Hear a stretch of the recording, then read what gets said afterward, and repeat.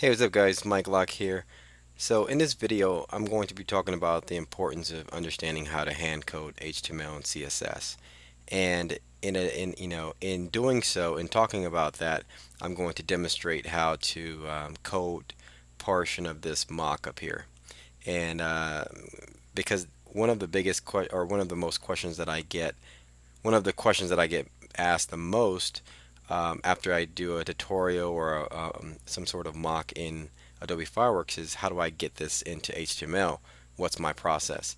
And I normally just tell folks that I hand code everything, and I just want to give you a demonstration of that and just talk about the importance of understanding how to hand code HTML and CSS. So what I've done so far, I've coded portions of this mock, and I'm going to just kind of show you how to do the rest of this, these form fields here and this, the submit button and things like that, just to give you a little example. But for the most part, I'm going to be using Dreamweaver as my HTML editor. So for the most part, when I talk about, and if you ever watch some of my videos and I talk about, one of the important things as a web designer is, understanding, a tool like Photoshop or a Dreamweaver or Fireworks, and then understanding the basics of HTML and CSS. When I talk about hand coding, that's basically what that means. Hand coding is just understanding how to code HTML and CSS versus using like a WYSIWYG. And the importance of that, like, let's say I'm going to enter an image in this section here. Obviously, we have tools like Dreamweaver, which you've probably heard the term WYSIWYG. Um, that's an acronym for what you see is what you get. So in this example, I can go through Dreamweaver and just say insert image, and I can select this car image here, choose it, hit OK, and it pops in. Now that's one of the problems when you deal with a WYSIWYG, because you don't really have control. Like at that point, I didn't really know where I was gonna, you know, I thought I was pasting the image or inserting the image here, but it ended up outside of this div. So I can probably drag it, or no, I can't. So let's go over to the code, and you can see it inserted the image here, but I really wanted to put the image right in this div here.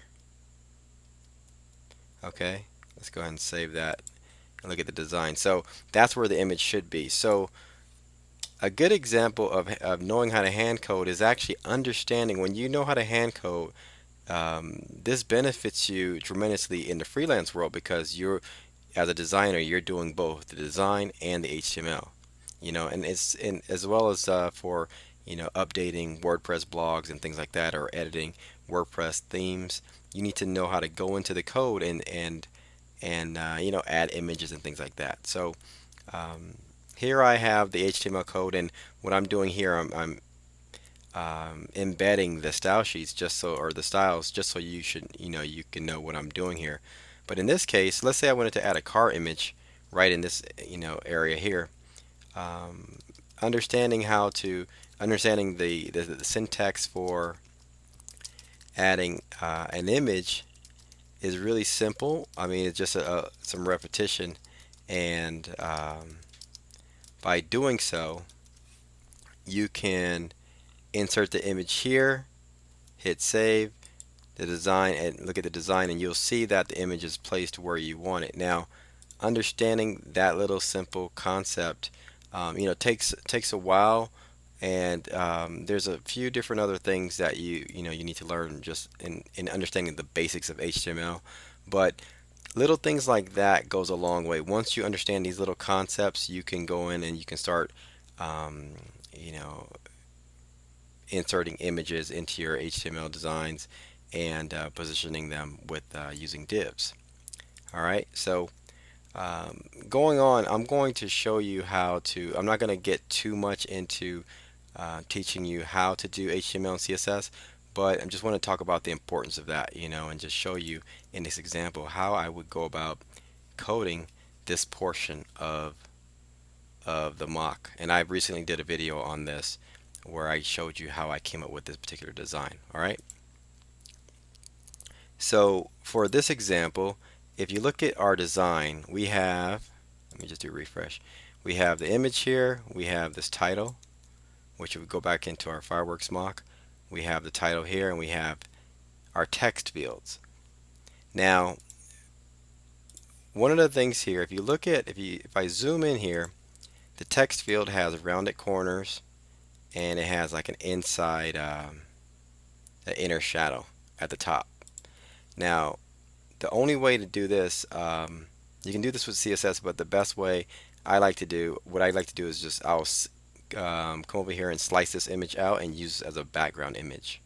All right, so what I'll do, the way I slice images out, I'll copy that image in Fireworks and just do File New, and I paste it in its own canvas on its own. Okay, then I'm going to select the canvas and knock out or remove the color from that, and go up here to my optimize panel.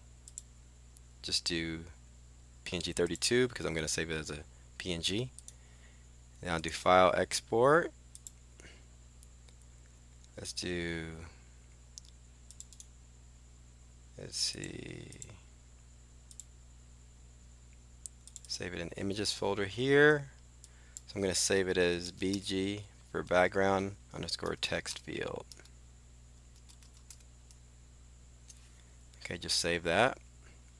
And then going back to our mock, so it's this, all these fields are using the same background image, so I just need to save that once. Then I'll come over here and save this button. Alright, same with that, I'll copy that, enter a new canvas, and just paste that in there.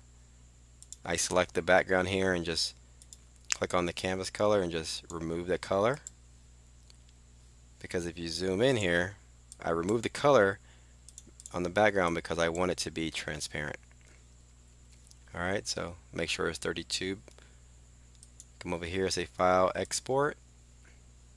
Then I'll just do BTN, short for button, submit. And save it in my images folder. Okay, that I'm working with. Alrighty. So once I'm done there, I'll go back over to my code, to my HTML code. So looking at our design, I'm going to add a div right under this text area right over here. Okay, so let's go to our code, and so here's a div that contains this the text here, complete the form below, which you just saw. So if I go under here, I'll just add another div. Let me just make some room here so you can see div. That's the first thing that I normally do, is I start off with the div. Okay, and now I'm going to enter the input field HTML code. Let's see, type, okay, name, let's do name, value. Okay, so now this is basically the basic HTML text for an input box. Now if I do save, come over here, you'll see that the input field looks like that. And if we go over to our, want to view this in a browser, that's what it looks like. Okay, so now I have to style it. So I come over to my mockup. If I select this image here, I can see down below that it's 416 by 40. So I'll just go back in my code, and I'm going to enter a style. Let's do style width 416 pixels, height by 40. Okay, so now let's do a refresh. Okay, so it's getting close, but it still doesn't have, now I have to add the background image. So let's go back into my style here, and I'll just do background URL. Now using Dreamweaver, there's some shortcuts it allows you to do. So I could select this, select my image, or I can type it in by hand. Now if you already know the syntax, it's fine, you can always use shortcuts, doesn't matter. Just knowing the syntax for the code is helpful. So in this case, I know the syntax already, so I can just click on the URL or hit enter. Takes me to my images folder, and I'll just select the background there, and it just pops it in for me. Okay, so now I'll just do no repeat because I don't want my repeat. So I don't want that to repeat, and then so I'll just do Control Save, Command Save. Let's view it. Okay, so now my image is there, but what's going on is by default input text fields always have a border around it. So if I go into my style sheet again, I have to say border none. Control Save, Command Save, and there's my text field. Alright, but now if you look at my mock here, the text is a little different. So I have to style that. Let me go ahead and select this text, and I come down here, it says Arial regular 17. Okay, so now I have to go back to my code and add some style. So I can say font family. I can do Arial. I can do font size. Let's do 17 pixels. And then for color, I believe it's 666666. Alright, so let's do save here. Look at our, let me see, I don't think that's the color. Color was 999. So I go back in here, do 999, save, refresh. Alright, so it's starting to look like my mock here. Alright, so but now I need some padding. So what I can do, go back in here. I'm gonna add some padding to this. Padding. So I'm gonna the top is 0, or I'm gonna do padding left. So I'm gonna do about 15 pixels. Alright, so let me just, I'm gonna do about 10. But I know if I add 10 pixels of padding to the left, it's going to add 10 pixels to the width. So what I can do here is I'm going to reduce that by 10 to 406. So if I do refresh, there it is. That's my text field. So now in this case, if you look at my mock, I have all of these different text fields.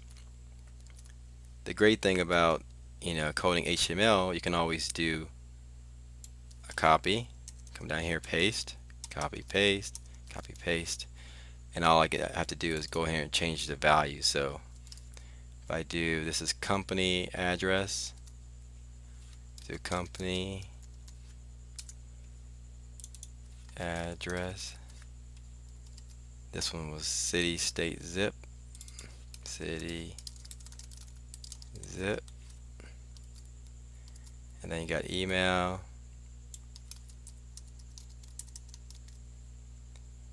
this one was email and phone, I believe. Email and phone. Let's do a save. So if we come over here and do a refresh, voila, all the text fields are there. Okay, and it's starting to look like my mock. So, but there's a space in between here. There's about, I think, 8 to 10 pixel space. Now, if you come into Fireworks, if you zoom in on this, if you take your slice tool and you create a slice on the area that you want to measure, all you have to do is come down here and you'll see the height. The height says the width is, or we don't really care about the width, but right now we care about the height. So the height between each text field is 10. All right. So basically, what I got to do is go in here. I can add margin. Let's look at my code. Let's see, margin bottom 10 pixels. Let's do a save and just see what that looks like. So that's starting to look good, okay? So now I can copy this code and just paste it into each one of these.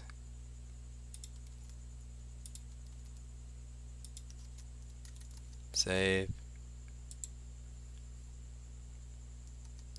So there it is. I think it's good. I think it's just to be safe, because I want to add room for the button. I'm just going to do 9 pixels.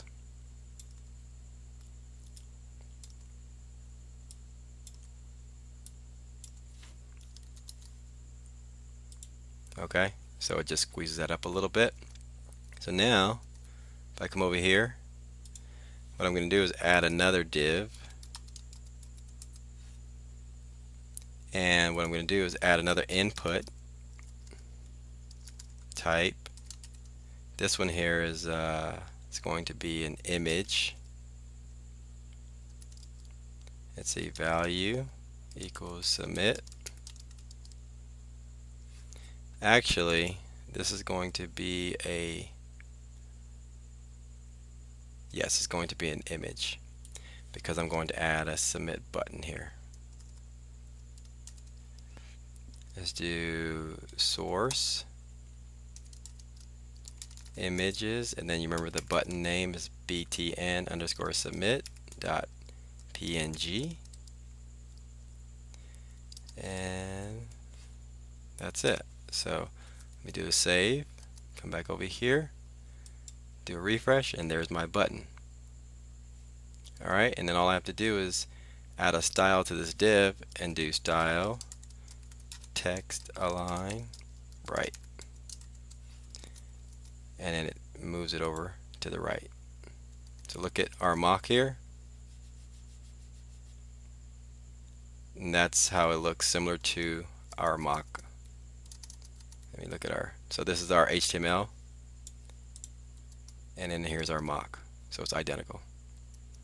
And the reason why I chose 9 pixels in the code here, if you're asking why I put 9 here, is because really what I haven't showed you in my mock, the first one is 10 pixels, but the other ones are off a little bit. So that's why I chose 9, because it would have been off. I would have had to measure I didn't really measure these correctly. Alright, so that's how I would code my web form in HTML. And now at this point, there's a lot of code in your HTML, meaning the style sheet. Really what you can do is you can add a class name and remove the style. This is what I would do before I actually launched my website. What I would do is I would copy this entire code here, I would delete it, and then what I would do is add a class name. Class, let's do text field.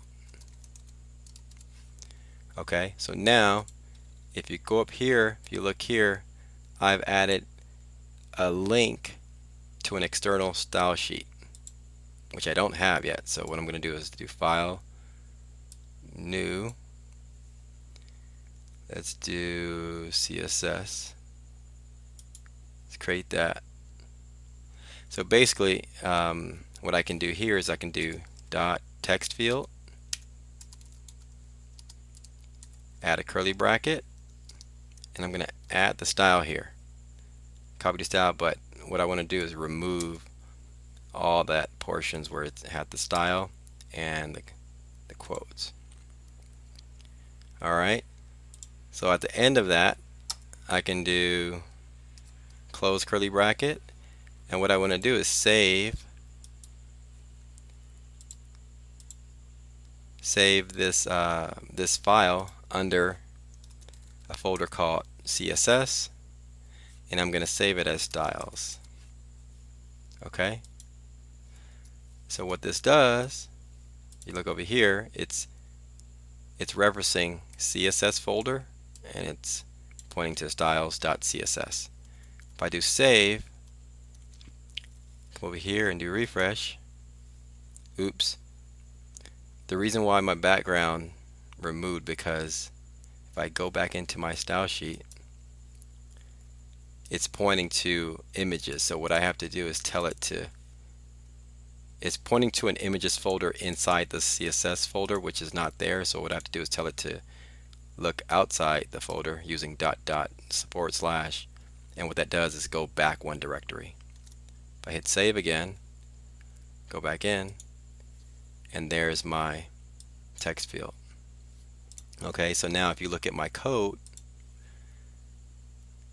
I can remove all of this information and just give it a class name. Okay, so what it does is starts to get my markup, which is a fancy word for HTML code, to look clean. Alright, you see how I'm just removing all of that information. So remove all that, and there you have it. So let me just clean up my code a little bit. So there's all my code. If I do Control Save or Command S, hit refresh, there's my code. I do View Source. There's the code starting to look really clean. Alright, so this is just an example. So if you see all these different areas where I have the style, equals, and the entire style in here, what I would do is go back into each of these areas, give it a style or a class, and then add this to my style sheet. Alrighty, so that's a little example on how you would code this form. And also there's some little widgets out there, some JavaScript that you can add to this, so that when I focus on this text field, it would remove the text in here. That's for another video, but that's just some examples on how I go about taking my mockup and coding it in HTML. And again, the importance of understanding basic HTML and CSS is vital to any web designers, I think, growth and success.